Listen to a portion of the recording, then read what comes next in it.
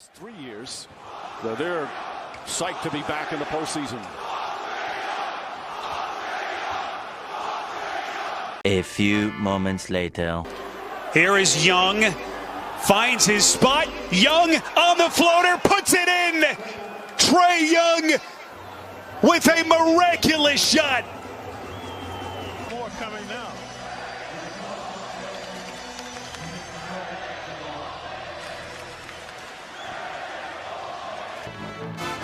How many times do we have to teach you this lesson, old man? I love the young people.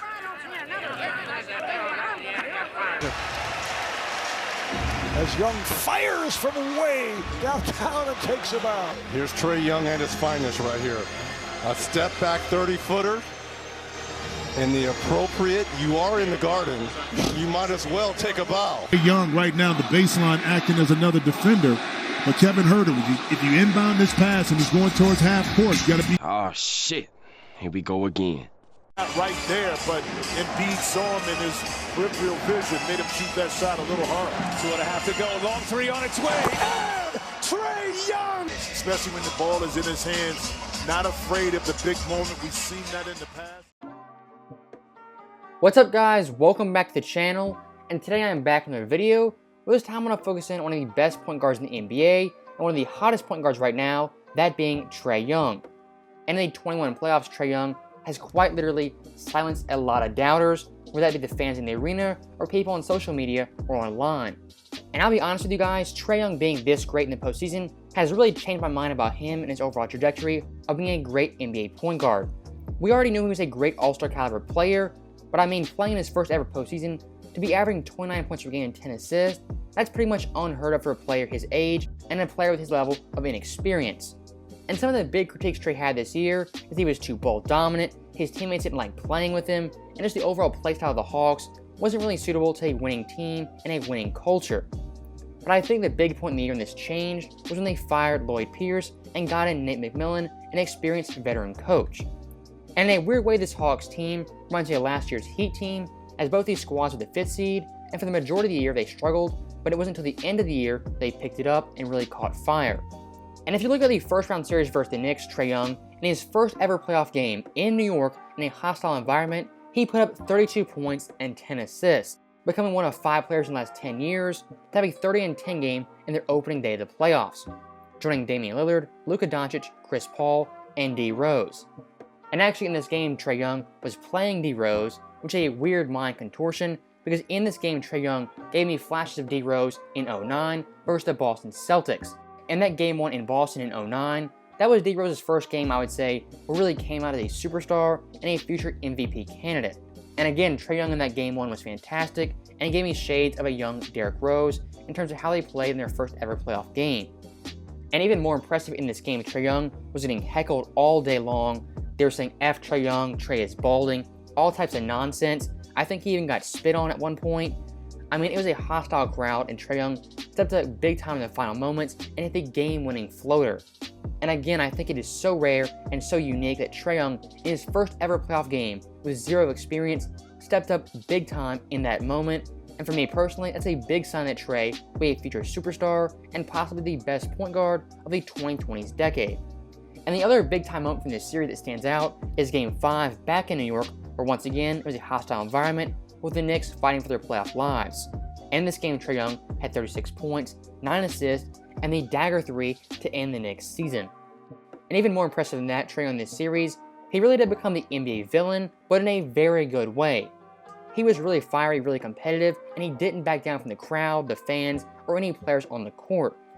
And in this game, he even took a bow after hitting that big-time dagger.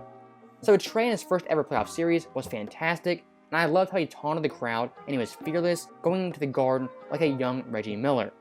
Now, after beating the Knicks in 5, Atlanta will play the number 1 seeded 76ers, who featured Joel Embiid, Tobias Harris, and Ben Simmons.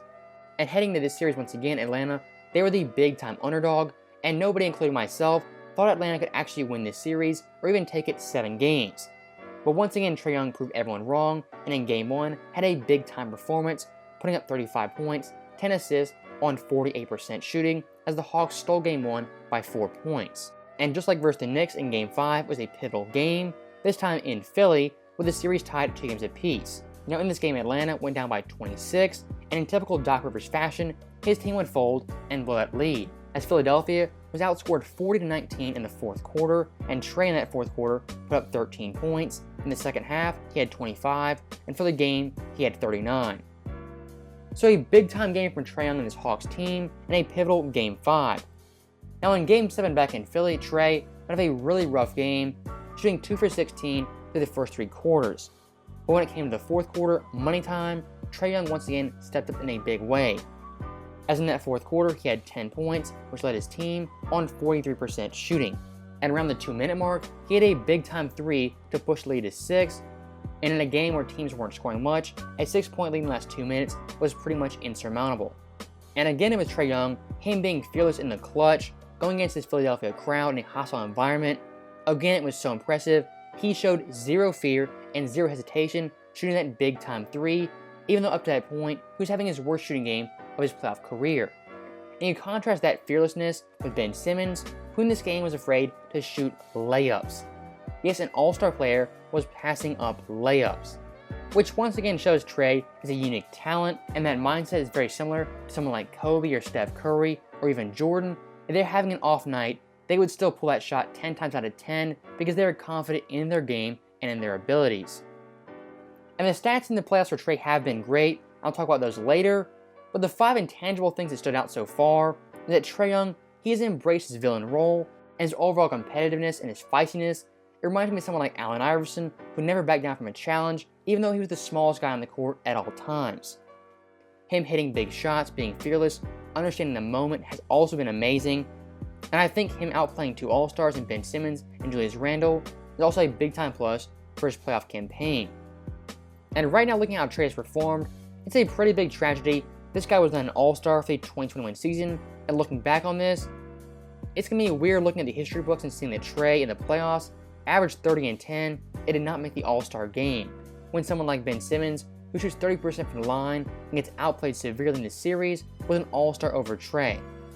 And I know it's getting repetitive, but Trae being the NBA villain this year has been a very welcome surprise, as in these playoffs, we've been missing a lot of superstars, and the storylines, for the most part, have been average or below average, as in this year's playoffs, LeBron James, Kevin Durant, Kyrie, James Harden, Luka, Kawhi, Embiid, Jokic, and Dame, they're all out before making the conference finals. So this is a big-time chance for Trae to have the full spotlight of the NBA community and really show out in the Eastern Conference Finals versus a very good Bucks team that has some of the best perimeter defenders in the NBA in Drew Holiday as well as Chris Middleton. Now for the rest of this video, let's look at Trae Young's performance in these playoffs and how great he's been. In the first round versus the Knicks, he averaged 29.2 points per game, 9.8 assists, 2.8 boards on 44, 31, and 91 splits. And versus Philly, he had almost identical numbers. And it's very obvious those numbers are elite, and they are up there with some of the best point guards in the league.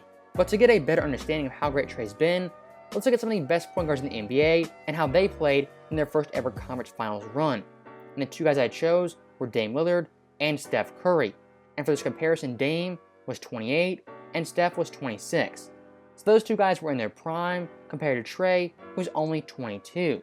And if you look at Dame from the 2019 playoffs, he averaged 26.9 points per game, 6.6 assists, 4.8 rebounds on 42, 37, and 83 splits. And Steph, at age 26 in 2015, averaged 28.3 points per game, 6.4 assists, 5.0 boards on 46, 42, and 84 splits. So Dame, Trae, and Steph, regardless of age, had very similar numbers, and I would say Trae Young out of the bunch definitely stacks up versus the elite point guards in the NBA. And if you want to look at players in NBA history under the age of 23 who averaged 29 points per game with a minimum of 10 games, you have a very short and very elite list. That being Trae Young, LeBron James, Mark Stoudemire, Kobe, Kareem, and Rick Barry. And if you want to go more in depth, players in NBA history under the age of 23 with a minimum of 10 games who averaged 29 points per game and 10 assists, you only have 3 players ever, that being Trae, Chris Paul, and Kevin Johnson. And if you want to look at just scoring, players under the age of 23 who had the most 30-point games in their playoff debut, you have Amari Stoudemire at 11, LeBron at 8, Kareem at 7, KD at 7, and Trae and Kobe both at 6 apiece. So once again, Trae's playoff run is up there with the best players in NBA history, and depending on how he plays in the conference finals, this could be one of the best point guard playoff runs in NBA history for a player his age. And the one last stat I have is players in NBA history under the age of 23 have the most 25-point games with 3 threes made. You have Trae Young with 7, the most ever already, Tatum with 7, KD with 5, Luka with 5, Bradley Beal with 3, and Donovan Mitchell also with 3. So any way you slice it, Trae Young this year has been great in the playoffs. If you look at scoring, shooting, passing, for his age, he's one of the best point guards of all time. And his ceiling after this playoff run has definitely elevated in my mind. And I think of Trae Young as a completely different player given his performance in the 2021 playoffs. So that right there is the end of the video. I think Trae Young this postseason has been amazing. I think he deserved a video. And I think in the coming weeks, his status overall is going to be elevated to one of the best players in the league and possibly a top 5 point guard in the NBA. And with that being said, as always, thank you guys for watching. Hope you enjoyed it. I'll see you guys next time.